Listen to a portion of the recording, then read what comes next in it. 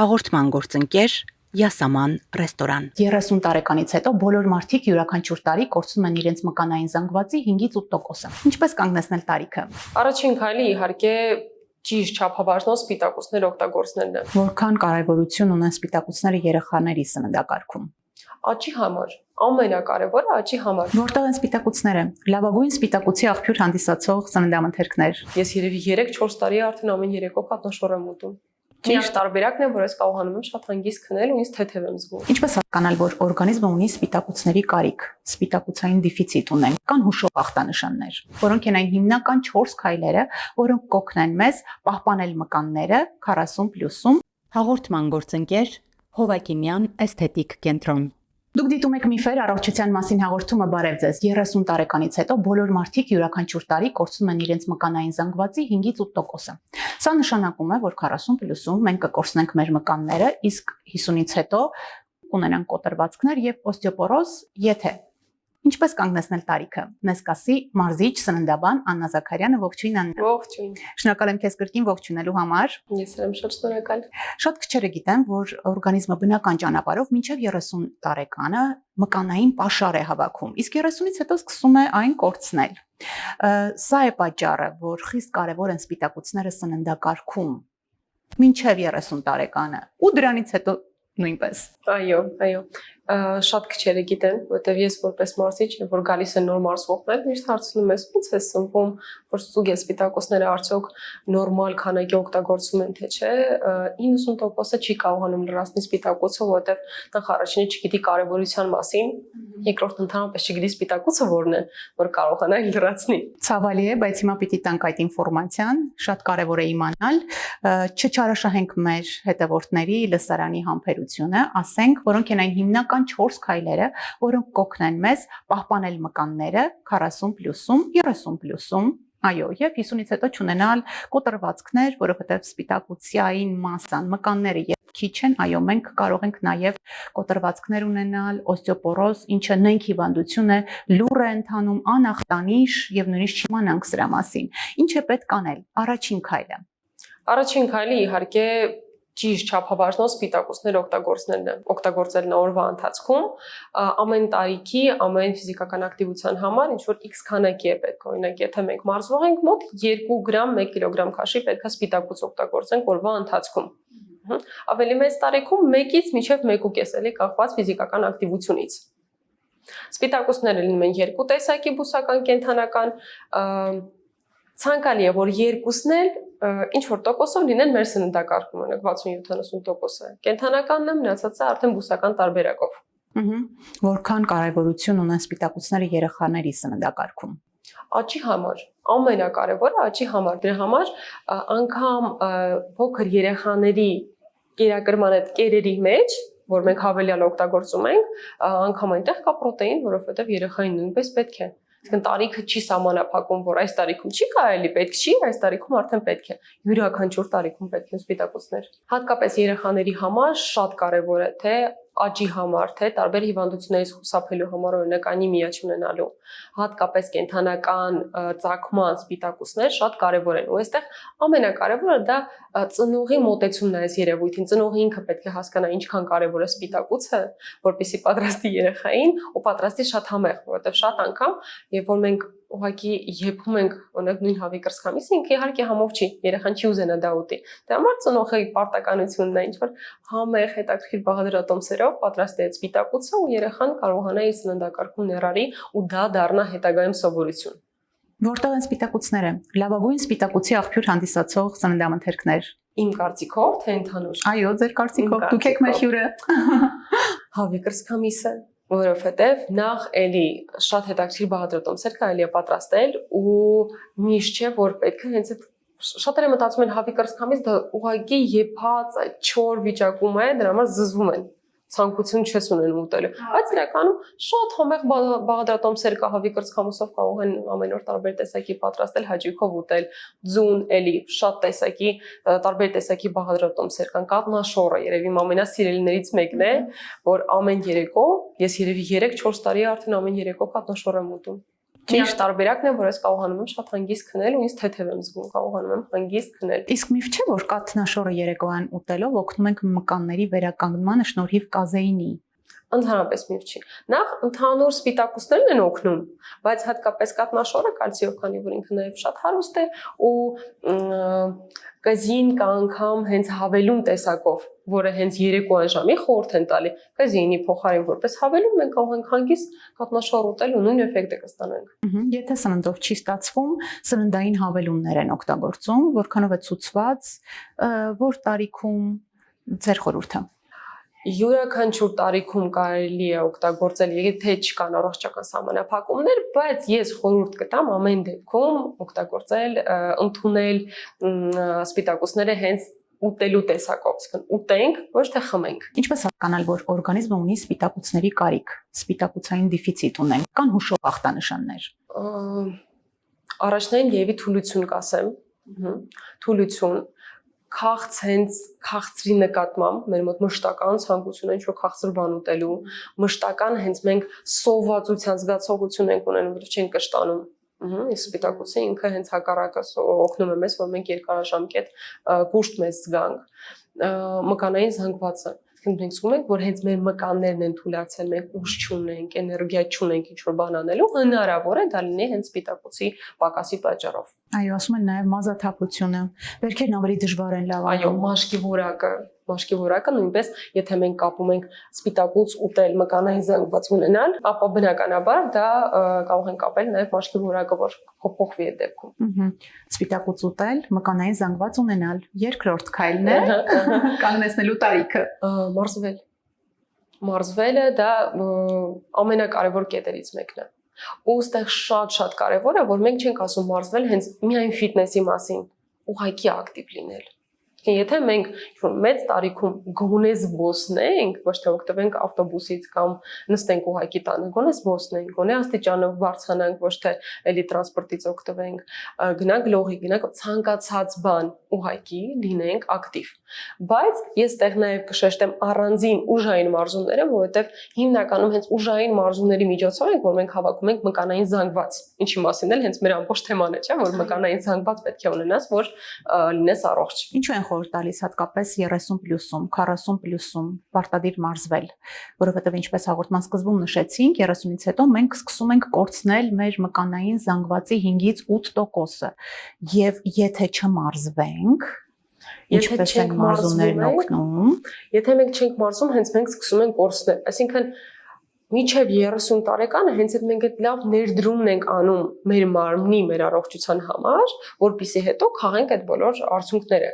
Բայց եթե մինչև 30 տարեկան մենք մարզվում ենք, հետո էլ չենք մարզվում, ենք սկսում ենք բոլոր ժամանակ անց կամած կորցնել այդ մկանային զանգվածը։ Եթե չենք մարզվում, եթե մենք մարզվում ենք, շարունակում ենք նույն ռեժիմով մարզվել, մենք ուղղակի այդ process-ը դադարեցնում ենք։ Ես երեք լսում էի մի բժշկի, որը խոսում էր հենց այդ process-ի մասին, ասում է ուղեղը երբ չենք շարժվում, ընկալում է, որ մեզ այլևս մկան պետք չէ, եւ սկսում է էներգիան որպես վերցնել մկաններից, հա, ոչ թե ճարպն է այրում, այլ մկանային զանգվածն է սկսում այրել, այնպես որ մարզվեք եւ ձեր ուղեղին հրահանգ տվեք աշխատել եւ աճել։ Աննա, մկաններ հնարավոր է աճեցնել ցանկացած տարիքում։ Ցանկացած տարիքում հնարավոր է, բայց հենց 30-ից 40-ից հետո շատ մեծ դժվարությամբ դրա համար եմ ասում, մինչև 30-ը հենց այդ ներդրումը պետք է անենք։ Ոստեղ շատ անգամ, քանի որ աշխատում եմ աղջիկների հետ, հանդիպում եմ այդ խնդրին, եւ որ գալիս են 20 տարեկանում, եւ որ մենք դեռ մի հարենք, սիր ունենք, ամեն ինչ մեր վրա սիրուն է նստում, մենք չենք մտածում նրա մասին, որ ինչ կլինի 30-ին, 30 տարեկանում։ Հիմա պետք է 20 տարեկանում մտածել մեր ապագայի մասին ու այդ ներդրումը անել ու մեզ մոտ ցավոք սրտի դեռ աղջիկները վախենում են ուժային մարզումներից, որովհետև այ մկան շատ չեմ սիրում ու չեմ պատկերացնում թե ինչքան կարևոր է հետագայում այդ մկանը ինչքան կօգնի իրան։ Բայց շատ եմ լսել, համոզված եմ դուք էլ ասում են ամեն տեղս ցավում է, հատկապես 40+, 50+, հա, չեմ կարողանում շարժվեմ, էլ ուր մնաց մարզվեմ։ Ինչ անել։ Մարզվել։ Էլի մարզվել։ Չեմ ասում, որ մի անգամից գտալ մարզասրահ մի ժամ ու կես, 2 ժամ մարզվել, բայց ինչ որ փոքրիկ ֆիզիկական ակտիվություն պետք է ավելացնել։ Ասեք, որ լավ կզգան դրանից հետո։ Հա։ Եվ ցավերը կանցնեն միայն այս ճանապարհով։ Սկզբի շրջանը մի քիչ կցավա, բայց հետո կզգան արդեն փոփոխությունը դեպի լավը, որ արդեն ավելի իրանց ավելի ուժեղ են, ավելի լավ են իրանց կողմից ցավերը քչանում են։ Հատկապես կանանց մոտ մենք հանդիպում ենք ամենատարածված խնդիրը 50 տարեկանից հետո դա օստեոպորոզն է։ Դա ինչ է իրանից ներկայացնում եւ որ մեր հոդերը ուղղակի այնքան են քայքայվել, այնքան են նուրբ դարել, որ յուրաքանչյուր անգամ թեթև փոքր ընկանք կոտրվածք մի անգամից։ Ինչու՞։ Չեք օգտագործել։ Նախ չենք օգտագործել։ Երկրորդը, ստեղ այնքան նուրբ է այս պահը, որ երբ որ մենք անում ենք ուժային մարզումներ, մենք ոչ միայն մեծացնում ենք, զարգացնում ենք մեր մկանները, այլ նաև ամրապնդում ենք հենց հոդերը։ Ու բնականաբար որոշ տարիքում արդեն եւ որ մյուս մարդու մոտ կարող էր առաջանալ օստեոպորոզ, որտեղ ինքը չի մարզվել, մարզվող մարդու մոտ այդ խնդիրը չի լինի ուղղակի, որտեղ ինքը ոչ միայն մկանն է զարգացրել, այլ նաև հոդն է զարգացած իր։ Ու մենք արդեն կոտրվածներից բնականաբար խուսափում ենք։ Կալցին շատ կարևոր է մեր ոսկրերի ամրության համար, որպեսզի չունենանք նաև հոդացավեր, Աննան ասա թերևս երրորդ քայլն է, որը պետք է անել, եթե ուզում ենք կանգնեցնել տարիքը, չունենալ հոդացավեր, կոտրվածքներ, մկանները այսպես արագ չկորցնենք։ Ինչ անել։ Ըստ այդ երրորդ կետը ես կուզենամ սենց ամփոփել նրանով, որ ստուգվեք։ Երբեմն ստուգեք, կալցին ինչ վիճակում է, վիտամին D-ն ինչ վիճակում է, C-ն ինչ վիճակում է, որպեսզի հասկանաք, եթե ինչ-որ մի բանի պակաս կա, օգտագործել։ Սովորաբար պակաս լինում է, որովհետև կալցին դժվար է յուրացվում։ Այո, այս դեպքում խորհուրդ են տալիս վիտամին C-ի հետ, բայց դա հասկանալու համար պետք է ստուգել կալցիի մակարդակը արյան մեջ, որովհետև կարող է չստուգենք, ենթադրենք ու հետագայում ավելի վատ հետևանքներ ունենանք, որովհետև մեր օրգանիզմը սիրում է եվրոմիջը բալանսի մեջ է, ոչ շատ, ոչ էլ քիչ։ Դա պետք է ստուգվել ու հասկանալ ինչ խնդիր կա, նոր անցնել այդ խնդրի լուծմանը։ Եվ ասենք, որ այս վիտամինները փոխկապակցված են։ Կալցին, կալցի յուրացմանը օգնում է C վիտամինը եւ D վիտամինն էլ շատ կարեւոր է մեր ոսկրերի ամրության համար, այնպես որ անպայման ստուգվեք կանխարգելն են ավելի հեշտ է, քան բուժելը, հավատացեք, եւ ժլատմի գտնվեք ձեր առողջության նկատմամբ։ Այո, անպայման։ Շարունակենք, 4-րդ եզրափակիչ քայլին հասանք, ինչը կօգնի մեզ տոնուսի մեջ պահել մեր մկանները։ 4-րդ կետը մեր մոտ դա հորմոններն են, որոնք էլի շատ կարևոր են։ Այստեղ բնականաբար կառուցնացնենք տեստոստերոնը, տղամարդկանց համար, այո, էստրոգենը կանանց համար, քնի ռեժիմ, որը շատ մեծ խնդիր է Հայաստանում, որովհետև բոլորը քնում են 2-ին, 3-ին, ու չեն պատկերացնում, որ մի քանի ժամը կարող է մեծ բան փոխել մեր օրգանիզմում։ Եվ ամենաերևի կարևորը դա ստրեսը։ Ստրեսը ամենուր է։ Իհարկե մարզումն իր ձևով ինքը ստրես է մեր օրգանիզմի համար, բայց հիմնականում մեզ ազատում է վատ ստրեսից։ Հա, մեծ ազատում է լավ ստրեսը։ Այո, մարզումները լավ ստրես են, ու անգամ ստեղ մի հատ շատ հետաքրքիր կետ կա, որ հենց ուժային մարզումները կանխարգելում են դեպրեսիայի հավանականությունը մարդկանց մոտ։ Որովհետև դոֆամին հորմոնը արտադրվում է մարզասրահում։ Մարդիկ դոֆամին ստանում են սննդի օգնությամբ միայն կամ մեծամասամբ։ Ինչու որովհետև ուրախությունը, երջանկության հորմոնները պակասում են իրենց կյանքից եւ ուտելու ճանապարհով կալորիաներ հավաքելով այ դրա համար էլ ավելորդ քաշի խնդիրը տարեցտարի աճում է։ Մենք դոֆամին ենք ստանում, երջանկացնում ենք մեզ ուտելով, բայց կարող ենք երջանիկ զգալ ու այդ դոֆամինը արտադրել լավ գիրք կարդալով, հաճելի երաժշտություն լսելով, մի հետաքրքիր սյուժե ֆիլմ դիտելով եւ մարզասրահում, այստեղ հորմոնները հավասարակշռում են, ճիշտ է։ Ու էլի շատ կարեւոր կետ է, որ մարզվել, օրինակ մարդիկ կան կարող ասեն, բայց ես չեմ սիրում մարզվել, դրանից ո՞նց կարելի է հաճույք ստանալ։ Տվյալ մարդը ուղղակի չի գտել իր հաճույքով մարզվելու տարբերակը։ Միգուցե իրանը լողն է։ Մարզասրահ թող ինքը չգա, ինքը դրանից հաճույք չի ստանա, բայց այ լողը այդտեղ ինքը հաճույք է ստանում։ Միգուցե յոգան կօգնի, միգուցե յոգանը։ Այսինքն եթե մարդը ուղղակի հաճույք չի ստանում մարզվելուց, ինքը չի գտել այն տարբերակը, որտեղ ինքը հաճույք կստանա մարզվելուց, թող փնտրի ու հաստատ կգտնի։ Եվ 4-րդ կետը եթե ամփոփենք, ասենք, որ ուշադրություն դարձրեք հորմոններին, հա, տեստեստերոն, էստրոգեն, աճի հորմոնը եւ այս ամբողջը կօգնի իսկապես բարելավել քնի ռեժիմը, սննդակարգը եւ մարզումները։ Ուշադրություն դարձրեք քնի ռեժիմին, 7-ից 8 ժամ մարդ պետք է քնի եւ հատկապես պետք է պարկեք քնելու, եթե 10-ին չի ստացվում, գոնե 11-ին, որովհետեւ մելատոնին հորմոնն արտադրվում է մինչեւ 2-ը երեկոյան եւ հենց այս ընթացքում է ճարպայրում տեղի ունենում։ Եթե դուք ուզում եք քնել եւ նիհարել, ապա բաց մի թողեք ճիշտ ժամանակահատվածը 11-ից մինչեւ գիշերը 2-ը։ Աննա, իսկ որոնք են այն չի կարելիները, որոնք արագացնում են մկանները կորցնելու process-ը։ Առաջին իհարկե չմարզվելը, երկրորդը չբալանսավորված սննդակարգը, որտեղ մենք իհարկե շեշտում ենք սպիտակուցները, բայց չպետք է մոռանանք ճարպերի ու ածխաջրերի մասին, ստրեսը։ Մենք էլի հաճույքով վերադառնում եմ դրան, որովհետև ինքս ունեցել եմ այդպիսի խնդիր։ Երևի այս կարևոր 3 կետերն են, ու 4-րդի մեջ կարող ենք որոշ մանր կետեր ավելացնել։ Քունը, ջուրը,